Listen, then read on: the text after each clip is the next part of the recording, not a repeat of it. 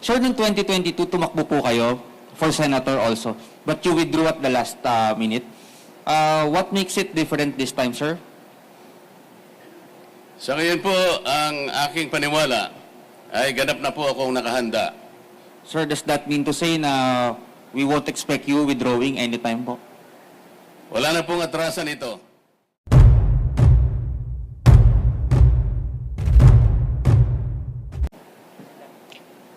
Magandang umaga po sa ating lahat.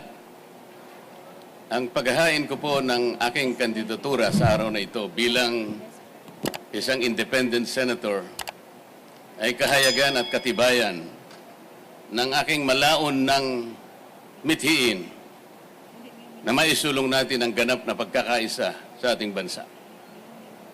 Kahit kailan, kahit saan, hindi po natin makakamit ang tunay, tapat, at mabilis ang paglilingkod sa lahat ng mamamayan kung wala pong pagkakaisa. Pati pagsulong ng ating bansa ay makokompromiso kung walang pagdadamayan at pagtutulungan sa isa't isa. Gusto ko pong balikan natin ang mga huling kaganapan na nangyari sa House of Representatives.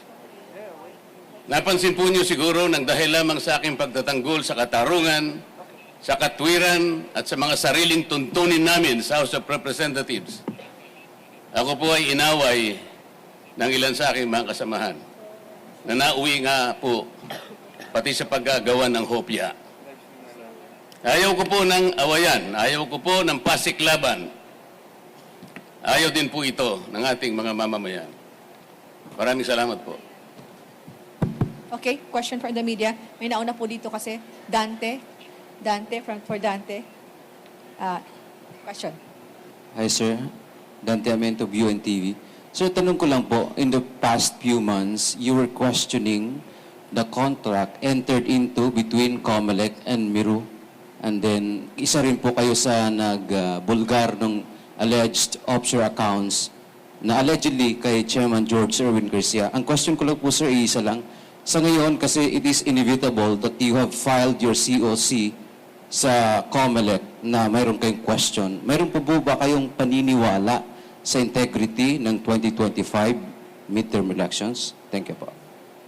First of all, dahil po sa aking pagnanais na makapaglingkod sa mataas na level ng ating pamahalaan, ay napilitan po ako na mag-file ng COC, kagaya ng ginagawa ko sa araw na ito. At I do not want to fight two battles at the same time. Ang lahat po ng pangyayari ay may kani-kanyang panahon. Yun lamang po ang aking masasabi sa isyong yan. Malaya Business Insight. Gerard Nabal po. Sir? Sir, good morning. Sir, noong 2022, tumakbo po kayo for senator also, but you withdrew at the last minute. What makes it different this time, sir?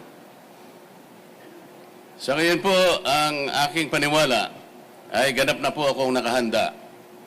Sa dami po ng mga kababayan natin na nananawagan na sana'y makapaglingkod pa po ako sa mas mataas na level ng ating bansa, ay gusto ko pong paunlakin o paunlakan ang panawagan na yon na ngayon po ay talagang dumarami at lumalawak sa maraming panig ng ating bansa. One follow-up question po. Sir, does that mean to say na we won't expect you withdrawing anytime po? Wala na pong atrasan ito. Okay, next question is from Michael Rogas, Radyo Pilipinas. Hi sir, magandang umaga po. Michael Rogas po from Radyo Pilipinas. Yes, Mike. Sir, kumusta po yung allegation po ninyo laban po sa mga COMELEC officials? Wala po akong allegations sa mga COMELEC officials. Ang akin pong kino-question initially ay yung sistema at mga makina na maaaring gamitin sa susunod na eleksyon. Ngunit kagaya ng aking sinabi po, ay hindi po ako pwedeng lumaban ng dalawang battles at the same time. Ang gusto ko po ay makapaglingkod muna, pero nananatili po ako na ganap na pagtitiwala sa magagawa ng COMELEC upang pairalin ang isang malinis, isang tapat at credible na election sa ating bansa. Yung pong pag-asa na yon at paniniwala ay nananatili pa rin sa aking puso. So sir, yun po sana ang aking gustong i-follow up question. Kayo ho ba ay naniniwala sa kabila po ng inyo po mga allegation laban po dito po sa teknolohiya na gagamitin pa ng COMELEC, kayo po ay nag-file ngayon ng yung Certificate of Candidacy for Senator, naniniwala pa rin po ba kayo sa integridad ng COMELEC sa darating na halalan? Ang pagpapile ko po ng kandidatura ay katibayan ng aking pagtitiwala sa magagawa ng COMELEC na magsagawa tayo ng isang malinis, isang tapat at mapapanaligan na eleksyon sa ating bansa. Salamat po. Ms. Mads Villar from Net25. Hi, Kong. Good morning. Good morning. Sakaling pala rin po kayo sa Senate, ano po yung mga priority bills na unang-una nyong ipafile pag upo nyo po? Thank you. Napakarami po. Ayoko lamang pong isa-isahin. Baka abutan po tayo ng 3 araw. Ang gusto ko lamang pong bigyan ng emphasis ay yun pong oversight function ng Kongreso. Hindi po lamang importante yung paggawa ng mga magagandang batas. Mas importante po siguro yung pagkagawa ng mga batas ay kailangan pong merong magbantay sa pagpapatupad ng mga ito. Sa karanasan ko po sa House of Representatives, napakarami po ng mga batas na pwede kong isa-isahin sa inyo. Ngunit nagkaroon po ng problema kung ang pag-uusapan ay yung pagpapatupad ng mga ito. Kaya po yung dapat na mapalakas sapagkat isa rin pong mahalaga na kaagapay ng paggagawa ng mga batas. Hindi po maganda na makagawa tayo ng napakaraming batas. Ngunit parang ilalagay lang natin sa cabinet, napakatagal po ng proseso, napakamagastos ng paggawa ng mga batas. Sa laki po ng panahon na ginugol ko sa House of Representatives, kung minsan po taunan, kung hindi man isang buong termino para ikaw ay magkapagpagawa ng isang batas. Sayang na sayang po kung isang magandang batas ay hindi po may patutupad ng maayos. Kagaya po ng EPIRA. Ano po yung layunin ng EPIRA? Makapagdulot kayo ng isang reliable, secure, and affordable rates of electricity in this country. Nangyari na po ba yung affordable rates of electricity? Ang EPIRA po ay nagawa 23 taon na nakararaan. Ngunit hanggat hindi po nyo na ibababa ang presyo ng kuryente, there will be a continuing violation of that law. Tingnan po niyo local government code. 33 taon na nakararaan.